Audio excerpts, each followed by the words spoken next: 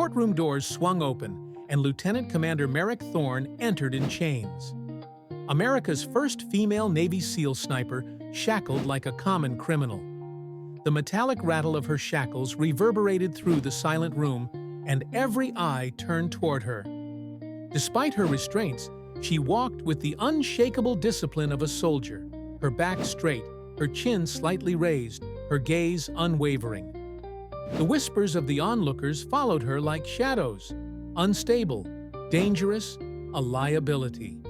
The judge's gaze said it all, guilty before the trial even began. The prosecution was ready, painting Thorne as a failure reckless, insubordinate, a liability to the very principles that had forged her into one of the most feared operators in the world. But they didn't know what she'd seen in Yemen. They didn't know why she had disobeyed those orders. They didn't know what she was protecting. Not until the doors of the courtroom opened and a four-star general stepped forward, changing everything. Lieutenant Commander Merrick Thorne's arrival in the courtroom could not have been more unceremonious. Shackled, stripped of her insignia and the proud badges of her service, she was nothing more than a criminal in the eyes of many. The whispers grew louder as she made her way toward the defense table, the sounds of disapproval and disbelief mingling in the air. "That's her," one voice murmured. "The woman who thought she could play with the big boys." "She had a breakdown," another added, the smirk in their voice unmistakable.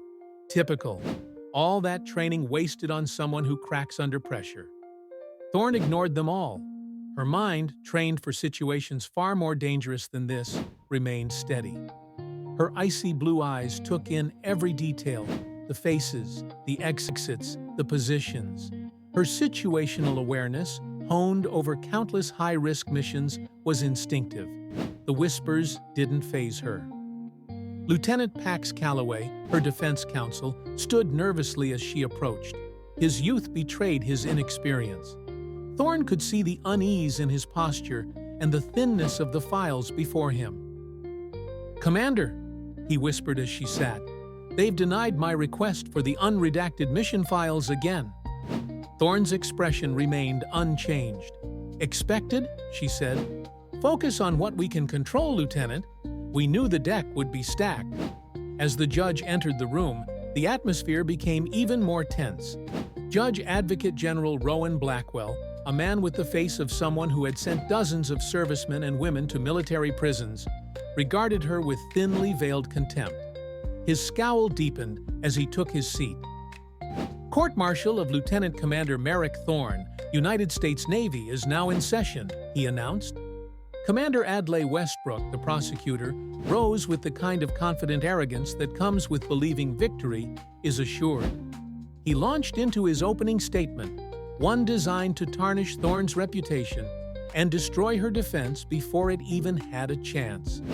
"Your Honor, this case is about trust, duty, and the sacred chain of command that keeps our warfighters alive in the field. The evidence will show that the accused, entrusted with a critical position in a classified operation, abandoned her post, disobeyed direct orders, and through her actions, endangered her team and compromised a mission vital to national security." Thorne's mind flashed back to Yemen. She could see the rocky outcrop again, herself perfectly still in her ghillie suit, her eye to the scope. The only sound was her controlled breathing. She remembered the quiet words of her spotter. She had known what had to be done. She had understood the risk. But now, in this sterile courtroom, all of that would be reduced to accusations, misinterpretations, and half-truths. "Lieutenant Commander Thorne, how do you plead to the charges and specifications?" Judge Blackwell's voice cut through her thoughts.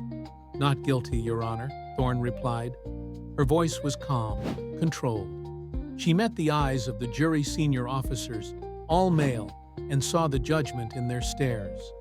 One officer muttered, "Delusional." The prosecution's case unfolded like clockwork. They presented satellite imagery showing her position during the operation and subsequent unauthorized movement. Comm recordings played her team leader, ordering her to maintain her position, followed by the damning silence after she acknowledged the order.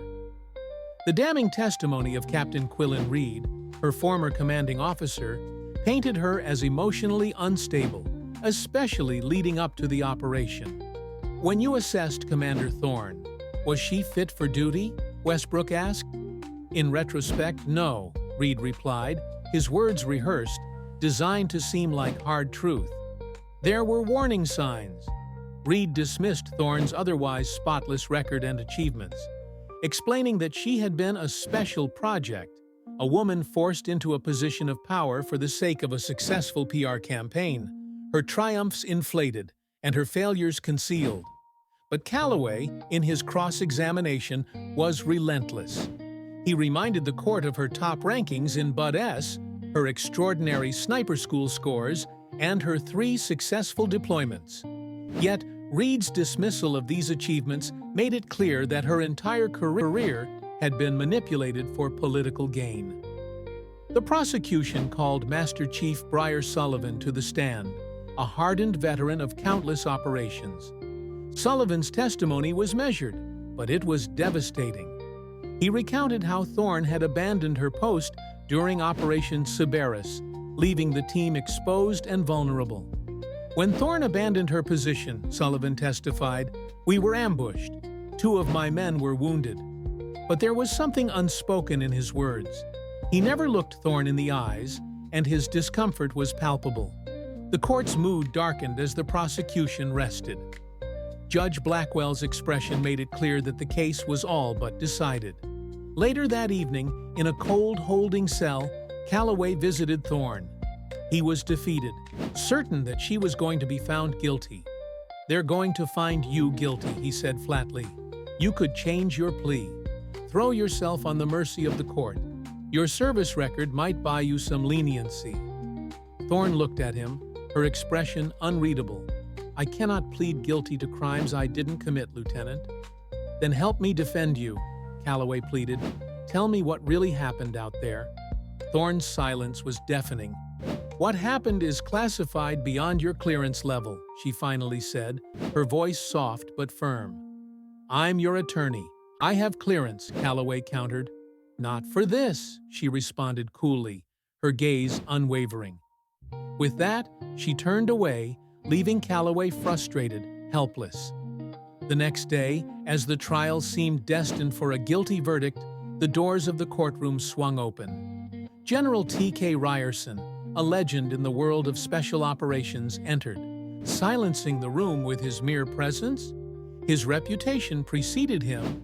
He was the mastermind behind countless classified campaigns, the man who had shaped the future of military operations. The general's sudden appearance was nothing short of seismic. "General Ryerson," Judge Blackwell began, his tone laced with incredulity, "this court wasn't informed of your attendance." "That's because my attendance wasn't scheduled, Your Honor," Ryerson replied calmly. His voice carried an authority that no one in the room could ignore. "I request permission to address the court." The general stepped forward, removing his hat, and placed it under his arm. The air in the room seemed to thicken with anticipation. "I am here as the commanding officer of Joint Special Operations Command, exercising my authority over classified operations," he announced, "and I am exercising my authority to declassify certain elements of Operation Cerberus for this proceeding." The courtroom fell into stunned silence as Ryerson handed over sealed documents to the judge and the jury. "What you are about to see," Ryerson continued, "has been classified at the highest levels.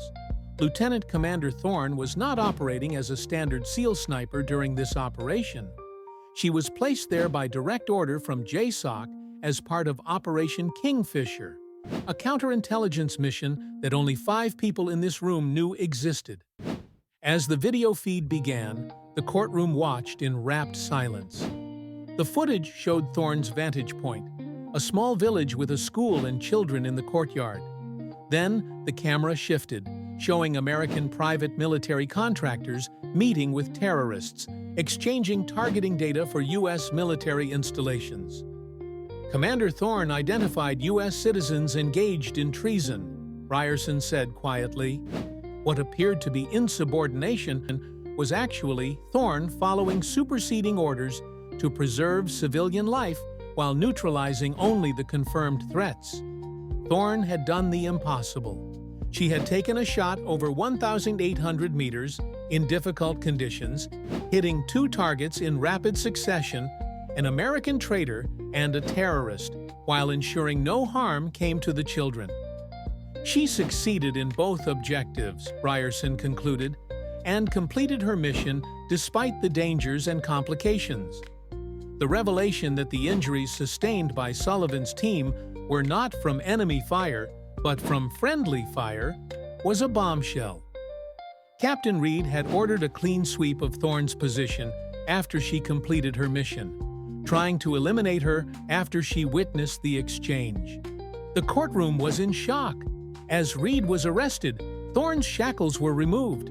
Her military career, tarnished and maligned, was about to be redeemed. Thorne stood tall, not for the applause or the recognition, but because she had completed her mission. She had fulfilled her duty.